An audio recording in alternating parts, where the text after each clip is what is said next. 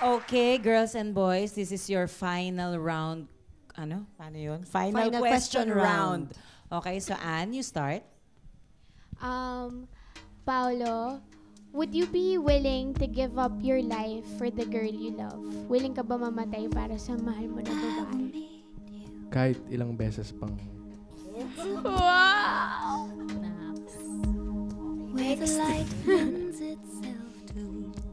Iboy. Me, kay Aisha, pag tayo mo sa bed, anong unang-unang ginagawa mo sa umaga? Yun ang final Pag tayo question ko mo, sa bed, Oo. unang-unang ginagawa ko sa umaga, bumababa ako, syempre, sa hagdanan. Hindi, anong unang-una kong unang-unang mong ginagawa, gagawin sa katawan ko? Hilamos, toothbrush? Kasi unang-una kong ginagawa, tumitingin kagad ako ng pagkain sa ref eh. Okay. Kain muna. Kahit Hindi. wala nang Silip toothbrush, Silip kain lang agad. muna, tapos then toothbrush. Pait naman nun pag nag-toothbrush ka, tapos kumain ka. O, diba? Kain ka orange. O, Leila. Okay. Okay, James. May girlfriend ka. How soon till bago mo i-introduce sa parents mo as your girlfriend? Iuuwi sa bahay niya, tapos introduce. Pag mahal ko kasi, pinapakilala ko agad sa bahay namin. Para makilala nila mo yung sa bahay. minamahal ko. Ikaw, James. Ako, willing ka ba na i-give up yung family mo sa boyfriend mo? I give up my family? No.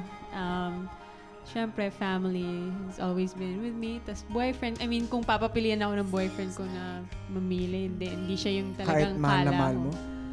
Well, kung talagang mahal niya rin ako, he should see na mas importante lagi ang family. Family first. Aisa? Ang question ko sa'yo, B-boy.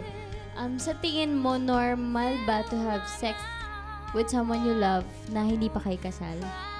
Hindi. Hindi nga. Bakit? Oo nga. Bakit? Ha?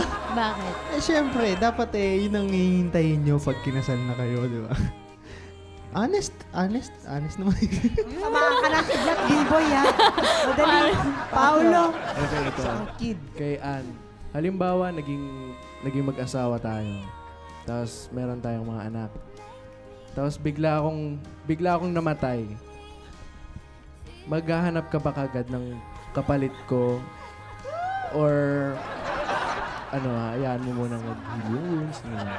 Siyempre, hahayaan ko muna mag-heal yung wounds.